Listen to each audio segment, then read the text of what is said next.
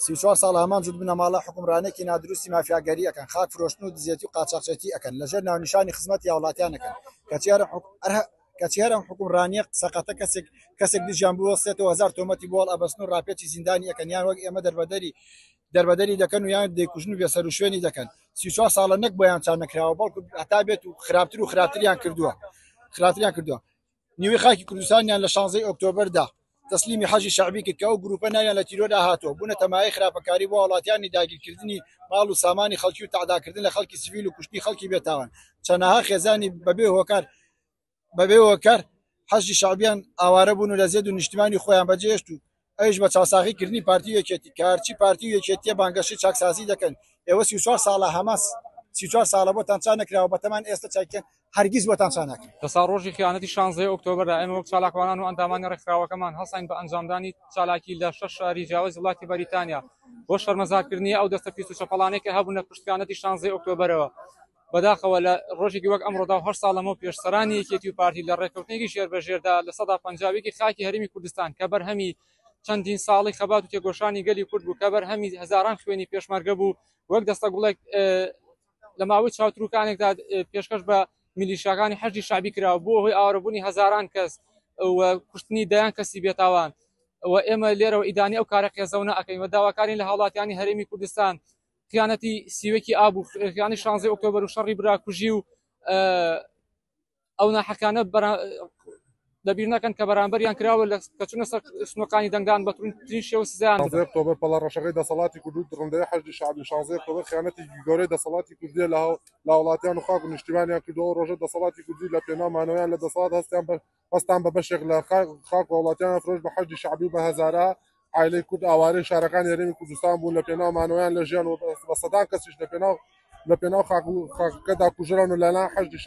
شەعبی لە 16 ئۆکتۆبەر بەرامبەر هاوڵاتیانی شاری کەرکوو قەزا و ناحەکانی چواردۆری لە بەشێکی زۆری هاوڵاتیانی ئەو ناوچەیە لە ترسی حەجی شەعبی ماڵ و ژیانیان بەجێهێشتووە تەنها بۆ ئەوەی بمێنەوە لە ژیان و دەیانزانی حەجی شەعبی هێزێکی میلیشیای ناشرینتنی شێواز و ئەشکەنجیان دەدەن. پارتی یەکێتی دوو ڕوو یەک دراون. خیانەتی 16 ئۆکتۆبەر ڕووی ڕەشی هەردوو پارتی دەسەڵاتداری نیشاندا کە هەمیشە هەوڵ دەدەن بە دروستکردنی کارەسات و مەترسی بۆ سەر هەرێمی کوردستان و هاوڵاتیانی. ئەو دوو پارتە هەموو کارێکی خێزەون دەکەن تەنها بۆ بەرژەوەندی تاکی خۆیان. بریا یەک ڕۆژ تەنها یەک ڕۆژ کارێکیان بکردایە لە پێناو بەرژەوەندی میلەت هەتا یادی ئەو ڕۆژەمان بکردایەتەوە. بەڵام بەداخەوە هەموو ڕۆژێکی ئەوان داستانێکە لە خیانەت. هاوکات ئێستا سەروبەندی هەڵبژاردننی پەرلەمانی عێراقا کە هەرێمی کوردستانیش بەشێکە لەو پرۆسەیە. پەیام هەیە بۆ هاوڵاتیانی هەرێمی کوردستان و پێیان دەڵێم کە چوونە سەر سندوقەکان دەستم دامێن لەبیرتان بێت موچەی خوراو، لەبیرتان بێت حەقی بڕاو، مامۆستای شەختی هەڵدراو، دەرچوانی دانەمەزراو، تەنکەرەنەوتی شەو دزراو، شاری کەرکووکی فرۆشراو، شنگالی بەداعش دراو. ئۆکتۆبەر ڕۆژ ڕەشەکە یاخود بڵێن ڕۆژە شومەکە بەداخەوە پەڵەیەکی ڕەشە بە ناوچەوانی هەردوو جوت حزب سەرکردایەتی هەردوو جوت حزبەوە. بەداخەوە لەو ڕۆژەیە بە دەرەنجامی لەو ڕۆژەیە 16 ئۆکتۆبەر ڕوویدا کە دەرەنجامی هەڵی سیاسی ناحەکیمانەی سیاسەتی کورد بوو. بەداخەوە لەو ڕۆژەیە کە دەیان پێشمەرگە شەهید بوون و خوێنی چەندین ڕۆڵی ئەم نیشتیمانە بە بەلاش بە هەدەر ڕۆژت و چەندین ماڵ ئاوارە بوون و چەندین کەس ڕویان کرد لە شارەکانی سەرەوە و هەڵبژاردنێکمان لە پێشە داواکارم لەو ڕۆژەیە بتوانن هەردوو جوت حزب سزا بدەن بە دەنگەکانیان. ئۆکتۆبەر کە تیادا شەرمەزارکردنی هێزی پێشمەرگە بوو کە تاکە ڕەمزی شانازی بەرخودانی کوردانی باشوورن. دۆڕانێکی تر بوو بۆ یەکێتی پارتی کە بەجەستەی هیلاشی نیشتیمانیانەوەنا ڕوون و ئاشکرا ئەو ڕێکەوتنە هیچ پاسایەک هەڵ ناگرێت جگە لە ناپاشیکردن لەگەلی کورد و کەسوکاری شەهیدان و خەبات و قوربانیدانی چەندین ساڵی ڕۆڵەکانی کوردستان. دیار و ئاشکرا لێکەوتەکانی خیانەتی 16 ئۆکتۆبەر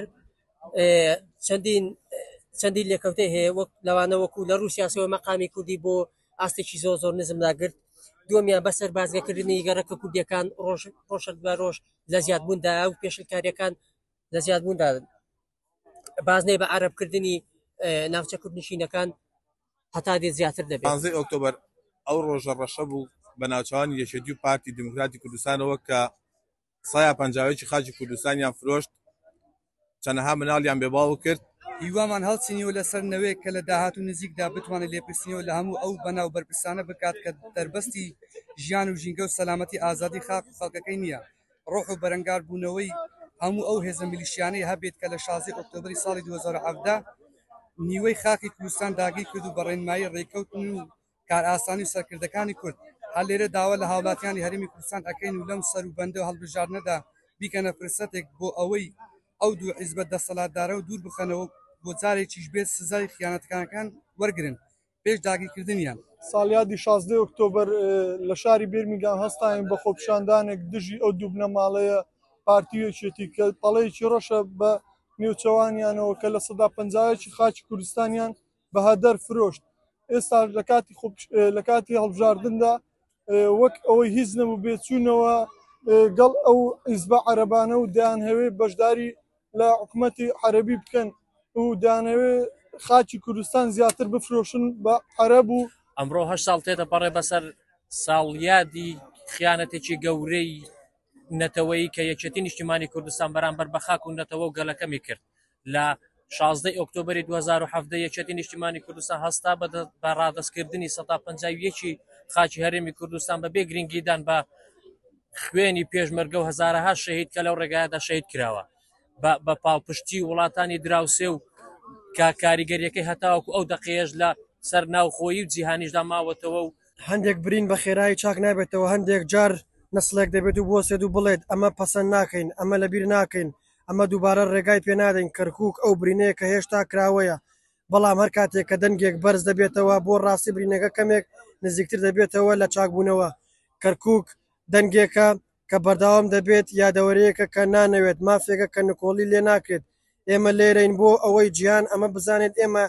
هەر لێرەین دەنگمان هەر بەرزە و هەرگیز واز نایێنین لە ڕۆژێکی وەکو ئەمڕۆدا کە دەکاتە 16 ئۆکتۆبەر کە 8 ساڵ تێپەر دەبێت بەسەر ئەم ڕووداوەیە بۆ خیانەت پێناسە دەکرێت ئێمە بە شەرمەزاریەوە دەبێت یادی ئەم ڕۆژە ڕەشە بکەینەوە لە مێژووی کووردە هەمیشە بەڵەیەکی ڕەش دەبێت بە ناوچەوانی کوردستانیانەوە 16 ئۆکتۆبەر دەرەنجامی نەفامی سیاسەت نەزانین بە ناو سەرۆکەکانمان بوو کە تەنیا خیانەت و خۆفرۆشی و شارەزا بوون نەک سیاسەت و وڵات بەڕێوەبردن بۆ ئێمە وەک چالاکوانی وڵاتی بەریتانیا لەسەر ئازادی ڕادەربڕینی و مافی چارەی خۆنووسین لە وڵاتەکەی خۆمان ئاوارە بووین داوا لە کوردستانیان دەکەین کە چیتر مەڕ نەبن چیتر ڕێبەم دەسەڵاتدارە نەدەن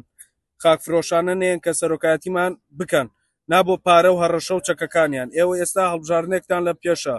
لە پێشە دووبارە چەند سێکە کە دەسەڵات لەم کەسایەتیانە بێ سوودانە بۆ خاکەکانمان بسەنینەوە کە ناتوانن حکومڕانی بکەن و وڵاتەکەمان بە دروستی بەرەو پێش بەرن 16 ئۆکتۆبەر گەورەترین خیانەت بوو لە مێژوودا لەلایەن یەکێتی و پارتیەوە بەرامبەر بە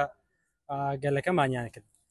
لە هیچ کوێی دنیادا نەبیستراوە نەبینراوە کە سەرکردەکانی گەلێک تێکڕای دانیشتوانەکانیان بە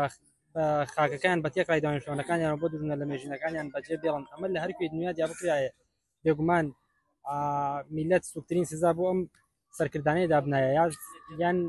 لە سێدارەدان بوو یان زیندانیکردنی هەتا ئاتایی چونکە بە شێوەیە کەیسی ئەم نەتەوەیان بردە دووە و غروریان تێکشکان ڕەنگە بە 100 ساڵی تریش ئەم برینەتی مال نەکرێت و هەمومان ئەومان بینا کە حەرجی شعبی لەو ڕۆژاتی بەسەر نەتەوەکەمان هێنا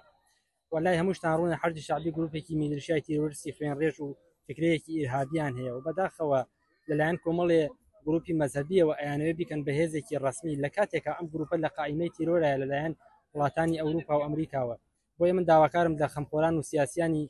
عێراق بە زووترین کات ئەم گروپە بە یاسا هەڵبۆشێنەوە کۆتایی پێبێنن لە کۆڵ کورد و عێراقیەکانی بکەنەوە 16 ئۆکتۆبەر خیانەتێکی نیشتیمانی نیسکەوەکی دیکەی گەلی کورد بوو لە باشووری کوردستان دوای ئەوەی کۆماری عێراقی فیدرال بە هێزی سوپا و میلیشای شیعەکانەوە هێزی ناردە بۆ شاری کەرکووک و ناوچە دابڕێنراوەکان لە بەرامبەردا هێزی پێشمەرگە کەمترین بەرگەری کرد بەهۆی ئەوەی سەرکردایەتی هێزەکانی پێشمەرگە لە ڕێکەوتنێکی ژێربەژێر ئەو ناوچەیاندا بەدەستەوە بەبێ ئاگاداری پێشمەرگە 16 ئۆکتۆبەر لەسەر بەخۆیەوە بۆ لە دەستدانی خاک 8 ساڵ تێپەڕ دەبێت بەسەر ڕووداوەکانی 16 ئۆکتۆبەر پارتی ڕووداوەکە بە خیانە ناو دەبات و یەکێتیش بە ڕووداوێکی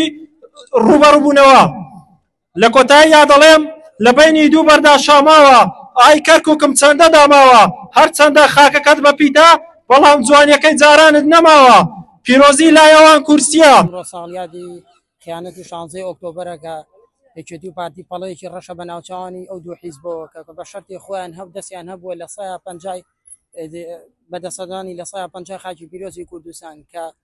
بۆمانە و مەرامی سیاسی خۆیان ئەم دوو حیزبە هەموو شتێکیانەکەم بۆیە داوەتان لێ یەکەم کە چی بەقسەی ئەم دوو دەسەڵاتی یەکێتی و پارتی نەکەن و کە بەدەنگەکانیان سزایان بن و